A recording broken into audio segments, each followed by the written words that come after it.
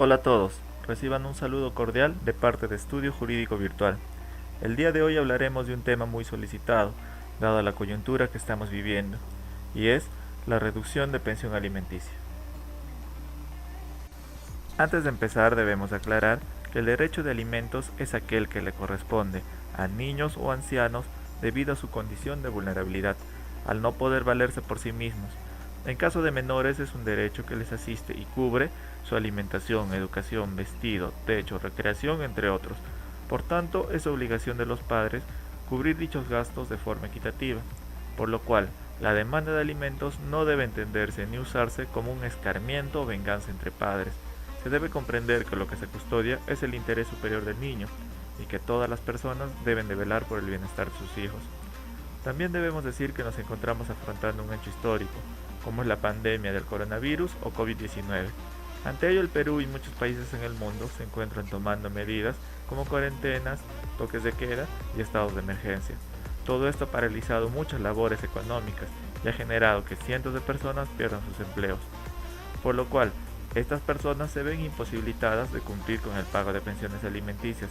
Incluso ahora que se vienen levantando estas medidas de emergencia, aún no sabemos con certeza si se recuperarán los empleos, por lo cual podrían encontrarse en la necesidad de solicitar formalmente la reducción del monto de una pensión alimenticia. ¿Qué es una demanda de reducción de pensión alimenticia? La demanda de reducción de alimentos es la solicitud de un padre o madre que esté obligado por sentencia o conciliación a pasar alimentos a un menor. Dicha solicitud es dirigida a un juez, pidiendo se reduzca el monto de la pensión establecida, dado que existen circunstancias que justifican o impiden su pago en la cantidad fijada.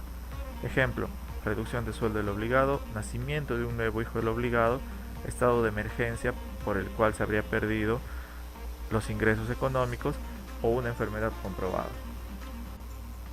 ¿Cuándo procede la reducción de pensión de alimentos? Para que proceda el reajuste de la pensión alimenticia, deben haberse producido hechos o situaciones con posterioridad a la fijación de la pensión de alimentos, los cuales acrediten que el padre o madre obligado a pasar alimentos ha sufrido una disminución justificada de su capacidad económica, que no le permite cumplir con el monto de la pensión establecida, o que las necesidades del beneficiario de los alimentos se han reducido. O por último, cuando siendo dos los obligados de la pensión, es decir, padre y madre, uno de ellos se hizo cargo de la totalidad de los alimentos porque el otro no trabajaba. Sin embargo, posteriormente este otro obligado ha conseguido trabajo y ya cuenta con posibilidades para responder por su obligación alimenticia. ¿Cuáles son los requisitos para la admisión de la demanda de reducción de alimentos? Para solicitar la reducción de alimentos y que ésta sea admitida, el interesado necesita presentar los siguientes requisitos. 1. Copia simple de DNI. 2. Partida de nacimiento del menor. 3. Copia certificada de la sentencia judicial o acta de conciliación que fije el monto de la pensión alimenticia. 4. Documentos que acrediten las circunstancias o hechos que justifican o impiden el pago de la pensión establecida. Esto es muy importante, dado que es el alma y corazón de la demanda. Sin ello, no tiene sentido el presentar la solicitud de reducción. 5. Contar con la dirección exacta del domicilio de la parte demandada, es decir, de quien recibe la pensión de alimentos. De preferencia también adjuntar la ficha RENIEC de dicha persona. 6. Tasas judiciales. ¿Cuándo se puede pedir la reducción de una pensión alimenticia? La pensión de alimentos es pasible de reducirse siempre que se presenten las circunstancias que a continuación se exponen. 1. Que las necesidades del alimentista se hayan reducido, siendo la causa de exigencia de alimentos el estado de necesidad del menor. Es lógico que la disminución de sus necesidades deba generar una reducción proporcional del monto de la pensión de alimentos. 2. La reducción de las posibilidades económicas del obligado.